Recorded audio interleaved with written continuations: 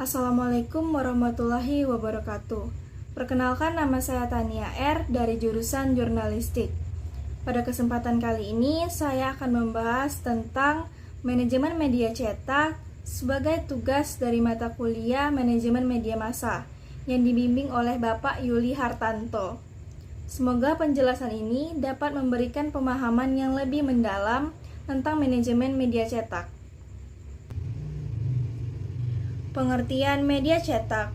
Media cetak merupakan salah satu bentuk media yang memanfaatkan lembaran kertas untuk menyampaikan pesan kepada publik. Media ini bersifat statis, artinya tidak bisa berubah setelah diproduksi, dan sangat mengutamakan unsur visual. Di dalamnya, kita dapat menemui teks, gambar, foto, dan tata warna yang disusun di atas halaman putih. Contoh dari media cetak adalah surat kabar dan majalah. Selain untuk menyampaikan informasi, media cetak juga menjadi medium untuk memasang iklan. Jenis iklan yang paling umum di media cetak antara lain iklan baris, iklan display, dan advertorial. Struktur manajemen media cetak.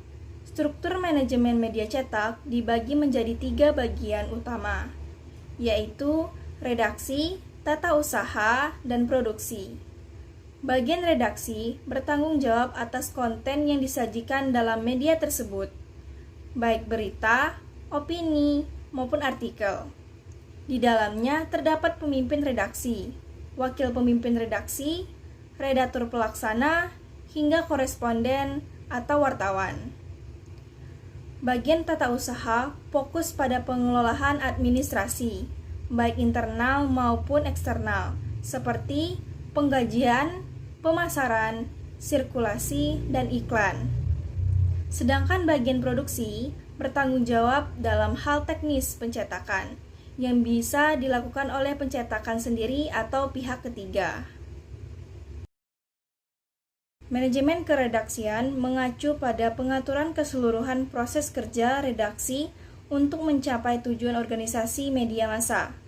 Ini melibatkan perencanaan, pengorganisasian, pengarahan, dan pengawasan aktivitas terkait pengadaan dan pengembangan konten. Pemimpin redaksi memiliki peran penting dalam mengawasi seluruh isi media dan menetapkan kebijakan redaksional. Mereka juga bertanggung jawab atas pembuatan tajuk rencana yang mewakili pandangan media terhadap isu-isu tertentu.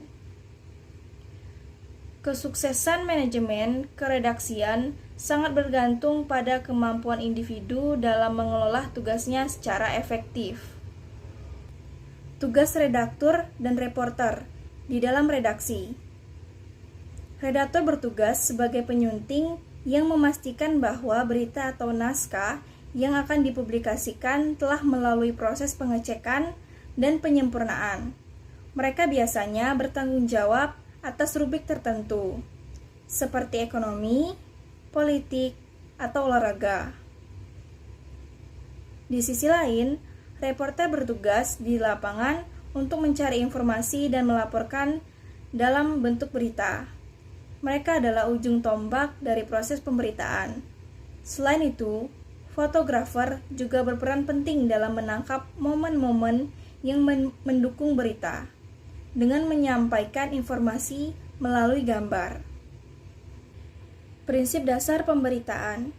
Proses pemberitaan di media cetak dibagi menjadi beberapa tahapan. Tahap pertama adalah news gathering, di mana wartawan mengumpulkan berita dan informasi dari berbagai sumber. Setelah itu, masuk ke tahap kedua, yaitu news editing.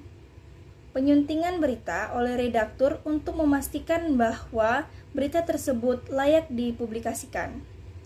Setelah melalui proses editing, berita didistribusikan kepada publik dalam tahap news distributing.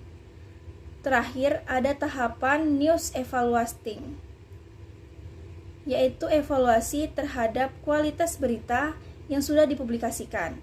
Evaluasi ini penting untuk meningkatkan mutu konten melalui analisis dan pendidikan berkelanjutan bagi para jurnalis.